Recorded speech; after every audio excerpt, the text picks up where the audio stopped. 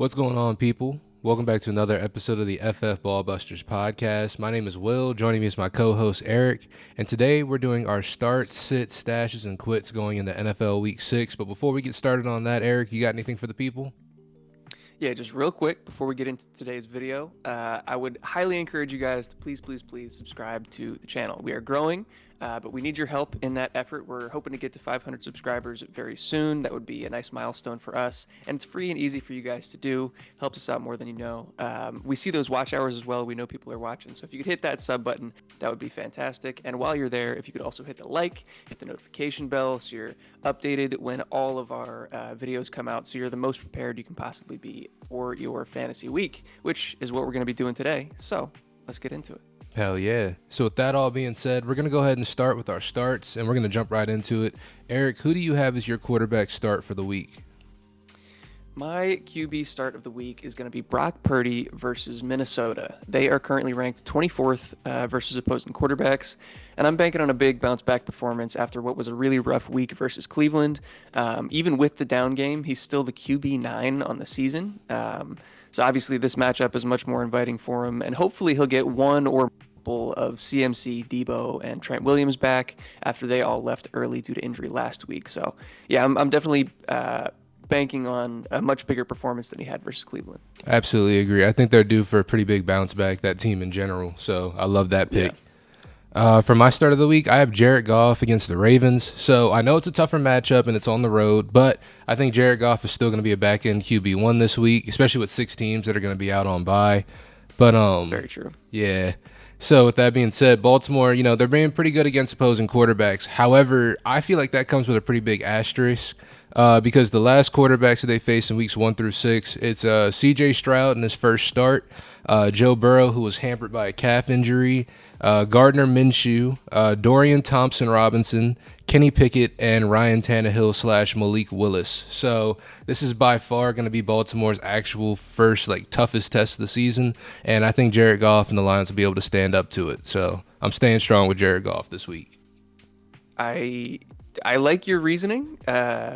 We'll see what happens when we get to my quarterback sit of the week and whether I need to rethink that, because I like what you had to say. Ooh, let's see. I'm excited when we get there.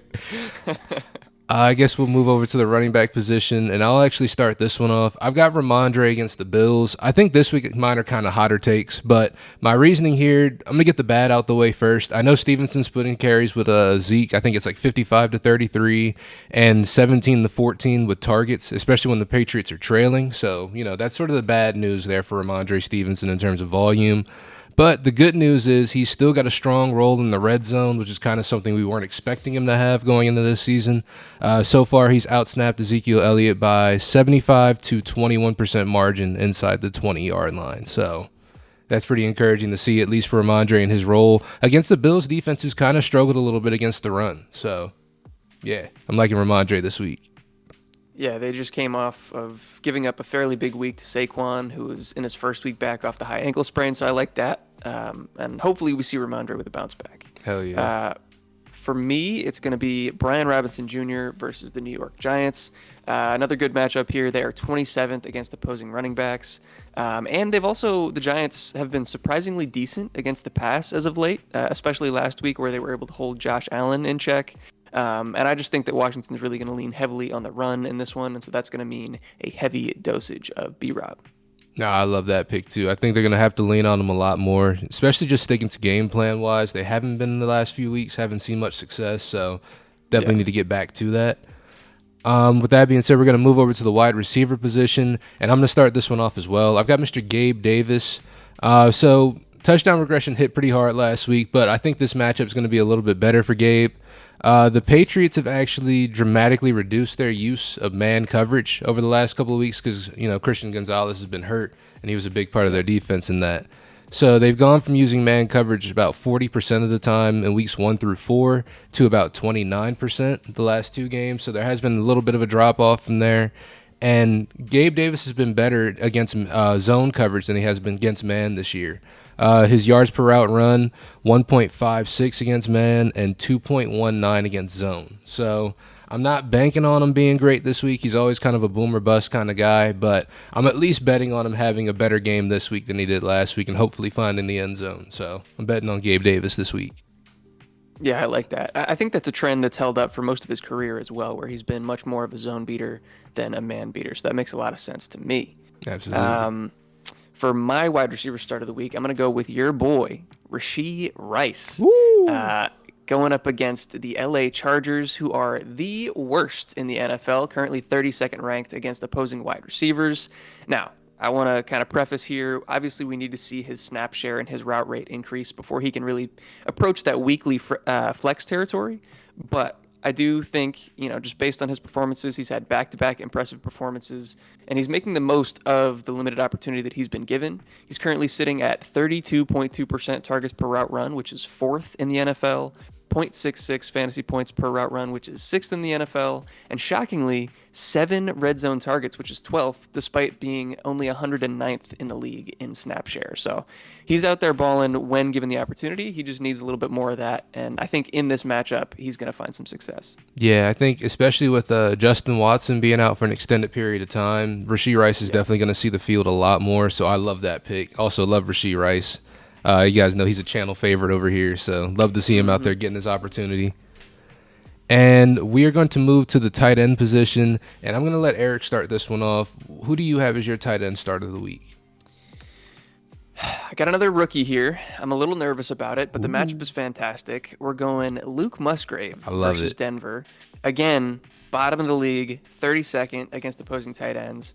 Aside from the Lions game where he got benched for running the wrong route and kind of put in the doghouse, he's been over a 70% snap share and over a 75% route rate in every single game. So the involvement is there. That was never really in question. The only thing that's really held him back from huge fantasy days has been Jordan Love. There have been like 4 or 5 times so far this season where Musgrave has been wide open downfield, potential walk-in touchdowns, and Love has just missed him. That's also evidenced by his high ADOT and high unrealized air yards marks. So I'm just really hoping that the two can connect in this one against probably the worst defense in football. Yeah, just to talk about some stats for Denver. For their catch rate against tight ends is 85% and 10.4 yards per target to tight ends. So, damn. Yeah, they've been abysmally bad. They have no linebackers that can cover tight ends at all. They're just really bad. So I love that pick. Going on to another one, I've got the tight end who's going up against the team who's letting up the second most yards per game against tight ends, and that's Mr. Pat Freiermuth for the Steelers going up against the Rams. Okay. So check and see if he's on waivers in your leagues, because I'm sure some people have given up on him at this point. But I think that he is at least primed for a good bounce back game this week. He's returned full practice on Wednesday, and the Rams have been vulnerable to tight ends. They're allowing the second most yards per game to tight ends. Guess what number that is? It's 69. Yards per game number? Oh, yeah, it's 69. Nice. Let's go. So I'm banking on Pat Freiermuth having a big game, or at least being able to bounce back a little bit this week and be a big weapon for this offense. It's definitely needed him lately. Absolutely. I hope to see that as well because he's so talented. I don't want to see his career fall off due to injuries the way that it seems like it potentially could. But I have high hopes. Absolutely. And with that being said, we're going to roll over into our sits of the week. And my first sit of the week, ironically, is going to be Kenny Pickett against the Rams. So Kenny Pickett right now has the league high for just passes that are charted off target from a clean pocket. That percentage, 27%. Wow. Yeah. Yeah. Next worst quarterbacks, one of them's Anthony Richardson, who's at 22.8%. So he's second worst, but still doing a lot better.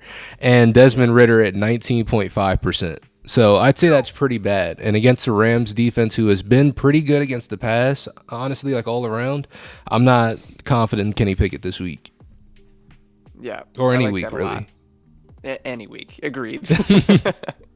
For me, and this, we're gonna be butting heads a little bit here. I have Jared Goff as my sit of the week versus Baltimore. They are currently second ranked against opposing passers this year. I do, in the note that I had written down, I do acknowledge what he's been able to do so far this season. He has been on fire, currently sitting as the QB4 in fantasy.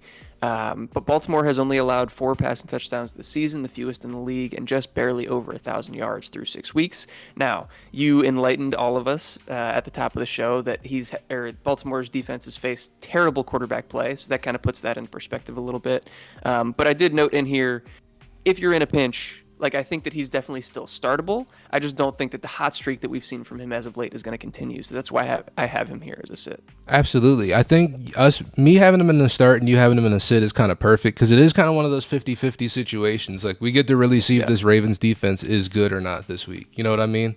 So, and it very well could go either way. But I'm just on the more optimistic, you're on the more pessimistic, and that's okay because hopefully, this is helping people make their decisions, at least giving them that context. So I like that, having them as a sit there. And we're going to move to the running back position. And for the running back position, I've got any Ravens running back. Just because that backfield is an absolute mess. Keaton Mitchell was activated last week, but he only really played on special teams. But this could end up being like a 3-way committee at some point soon.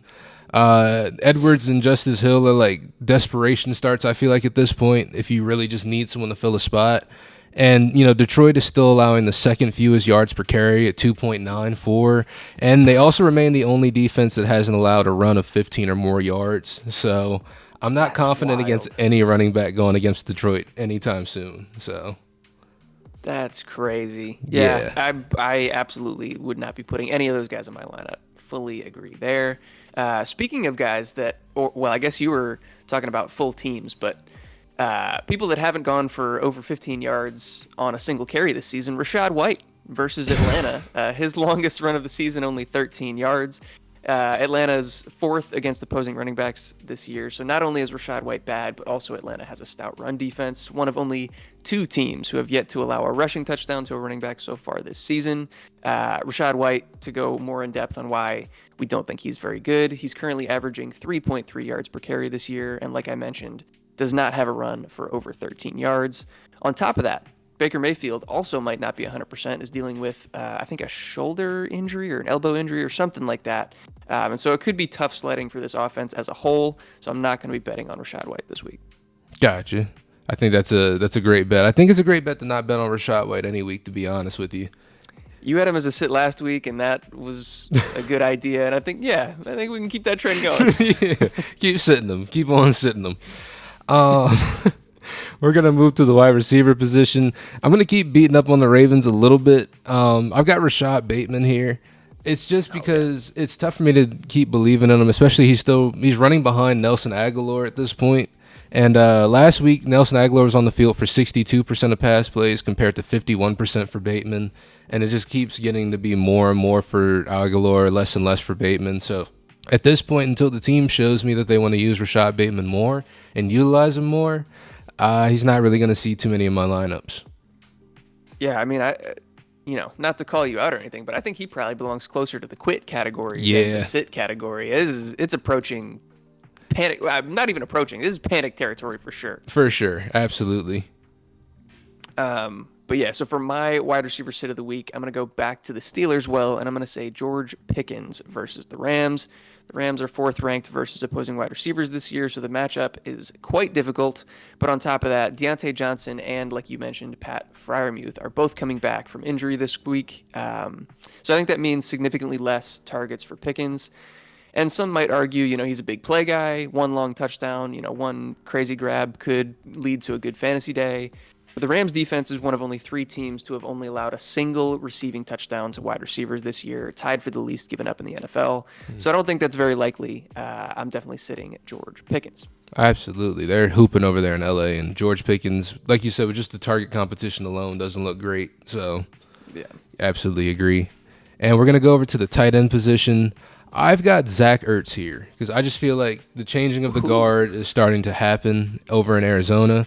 Last week, Trey McBride's snap rate was at 58%. Ertz played at 46%. They both got 5 targets, but I feel like that is indicative of the fact they're kind of handing it over to Trey McBride a little bit. I think over the weeks we're going to see that happen more and more. And I think McBride, he deserves a legitimate chance. And if there's any year that the Cardinals are going to have a long leash to try out players and see who's who, it's probably going to be this year, especially with Kyler possibly coming back soon. So I think Zach Ertz. It was fun while it lasted, but I think those days are behind us now. Great minds think alike. I also have Zach Ertz. I'll try to go a little bit more in depth. You mentioned a lot of the stats that I wanted to bring up as well, but the matchup isn't good either. Seattle is 6th against opposing tight ends. Trey McBride set season highs in involvement last week after being below a 50% snap share and below a 40% route rate all year. He jumped those numbers up to 60% and 56% respectively. And it wasn't a case of them putting two tight ends on the field together a bunch, which we've seen from some other teams, but Ertz saw his snap share and route rate diminish drastically. So in full agreement, we're sitting Zach Ertz as a channel this week. Hell yeah. We are in solidarity. Now, we're moving over to the fun part. Who you got for a quit for this week, or at least for the rest of the season even? Who you got for this section? Get Jerick McKinnon off your teams. I'm done with him. I'm done with him. Isaiah Pacheco has become close to a workhorse for Kansas City these past few weeks. He's also gotten a lot more involved in the passing game than I would have expected. He saw 6 targets and 6 receptions last week, and we've seen that the route rate increase week over week as well. And McKinnon, on the flip side, has seen his snap share below 30% in each of the last 4 weeks. So yeah, I'm just not seeing the same kind of end of season breakout that we saw from him last year happening again in 2023. Yeah, I absolutely agree. I think it's the Isaiah Pacheco show until proven otherwise. So I like that pick a lot. Or until he gets hurt, which, we're talking running back, so that's just as likely for anybody else. But I'm not going to bank on that. Also extremely true. Yeah, extremely true. My quit going into this week and for the rest of the season, I've got Elijah Moore. I'm just kind of tired of it. I'm tired of watching every week. I'm tired of waiting. And he has not finished higher than the wide receiver 40 in half PPR scoring this entire season. So, damn. Yeah. I don't know if that guy gets a roster spot from me. You know what I'm saying? So he's going to have to show me something before I believe anything. And right now we're just riding off the past, and he hasn't shown me anything lately. So he's going to sit right there in waivers for me. That's fair. That's fair. I liked some of the early season usage. I thought they were using him creatively, but then the quarterback situation got messy, and now Deshaun is dealing with this weird shoulder injury that could linger for a while. I agree. I think I'm off of Elijah Moore in redraft. Absolutely. And who do you have in the stash section? I'm going to go with a little cheeky Myles Gaskin. I can fully understand, especially in shallower leagues, if you want to just stay away from this Rams backfield entirely and just wait for Kyren Williams to come back. But in deeper leagues, in dynasty leagues, those type of situations, I think Myles Gaskin is worth a shout. Sean McVay did not give a very ringing endorsement of Zach Evans being the starting running back this week, and I do think that Gaskin provides kind of the closest one-for-one replacement of Kyren Williams' play style of any of the backs that are currently on the roster, just in terms of like pass blocking and receiving ability. I think he makes the most sense for who the team would use, and he's probably the cheapest option as well. So that's who I'm choosing to stash. Absolutely. So we got a sneaky little stash right there. I've got 2 guys on my stash list. One of them's pretty easy. It's Michael Mayer. Got to be hopeful for a young tight end finally getting some volume. So I just wanted to give him a little shout out there. My other one is Kendrick Bourne, who seems to be the only wide receiver for the Patriots with a pulse. Route shares in the last couple of weeks have been 88% and 84%, so he has been the most involved as well. With Tyquan Thornton coming back as well, he's also been involved, but he's really just a part-time player out there. But Kendrick Bourne, I feel like out of everyone, is getting the best looks and is getting the most featured as a receiving option in this offense. So take a look into Kendrick Bourne if you don't have him on your teams, if you're looking for a little bit of help in the receiving department. But and what's up? I wanted to not to negate what you said, because I think that's true, and I think he's probably one of the more talented wide receivers in that group. But what's his name? Demario Douglas, I think, is going to be coming back next week, and he's seen his involvement look pretty good prior to his injury, so just worth mentioning. Absolutely.